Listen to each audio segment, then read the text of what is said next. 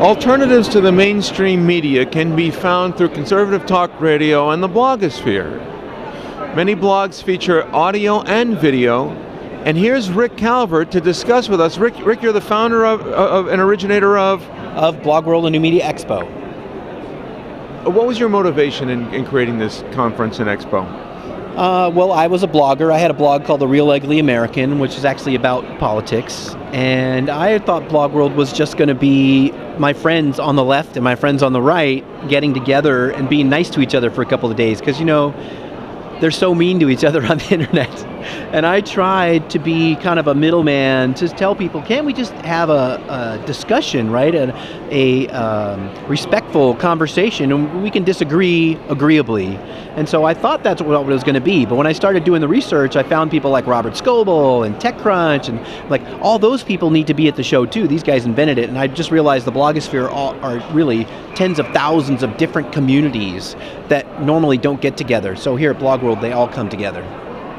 What does the blogosphere offer, you think, for people who can't find what they would seem to be a true depiction of life and news through the mainstream TV channels?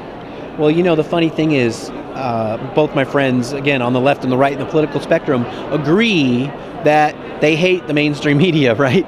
And they don't believe what they say. They think their news is slanted. They think their news is biased. So what you can get online is really a transparent reporting, accounting, opinion of where people are coming from. People aren't afraid to tell you who they vote for, you know, where they stand on issues, and then tell you the details of a story. So you know what their point of view is going into it versus a reporter who's pretending to be objective. And we all know through life experiences, we might try to be fair, but we all have a point of view in life. And so it's obviously ridiculous what mainstream media tries to do to pretend that they're objective when we all know that they're not. Now, the blogosphere do you want me to stay on Rick? I did just one Rick, and then I did the second one. Maybe let's. Want to do a two-shot? Yeah, let's do a two-shot. Okay. Okay. You're good. If that's all right, yeah? Should we'll both, we'll Cool. tilt and face him? You got it. The Young Turks started off in the blogosphere as a website and hosting on YouTube, and wound up getting close to 750,000 views as a liberal, even leftist news source, which was okay for the blogosphere. Yep. Now MSNBC has hired the host of the Young Turks as one of their mainstream commentators. Right. What does that say about the mainstream media?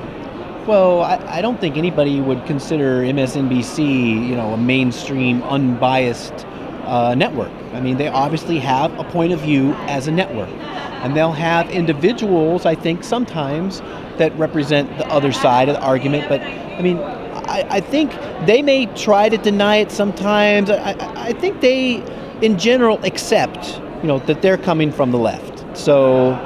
Do you think their corporate shareholders see it that way? Absolutely. Well, it's obviously a business decision for them. I mean, MSNBC's programming is obviously meant to be a counter-programming to Fox. I mean, there's no doubt about that. Anybody in business knows that that's obvious, and any casual news consumer knows that. But if Fox went left, then MSNBC would come to the center? No, I doubt it. But somebody else would go to the right, no doubt. Unless the administration made it unfeasible or difficult. Well, obviously that's a much bigger problem that we all have to worry about in new media. With things that people don't think about, with net neutrality, there's all sorts of other implications, you know, going back to the fairness doctrine. You know, obviously free media is the best media.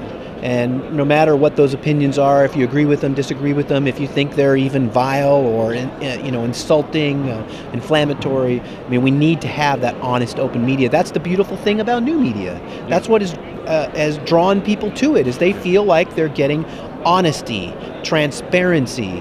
And that's what makes new media great. What do you think about Facebook and privacy? Should people be concerned about Facebook collaborating, Google collaborating? People should be very concerned about both Facebook and Google when it comes to privacy. I think maybe even more so Facebook, because they share private, personal details. A lot of people are very unaware of what they're doing, when they put their kids' photos on Facebook, or they talk about their job, or they talk about their personal lives, or their finances, and all sorts of things.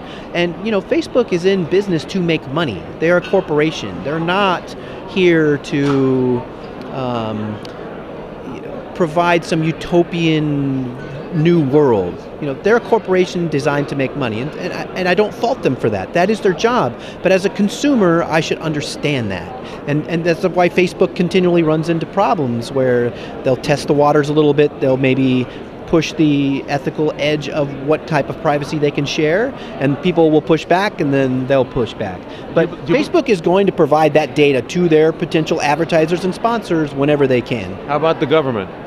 Would they provide it to the CIA? Well, this is the funniest thing, right? Where the government, we're all afraid 1984 was going to be Big Brother watching us. Big Brother are Google and Facebook and ourselves. We share this data of ourselves freely. We're all taking cameras, look at Justin TV, and now there's people who live stream their entire lives. And so, yeah, it's definitely something that I think we should be mindful of, and we should want to protect our privacy. But it's definitely a difficult, interesting future ahead of us.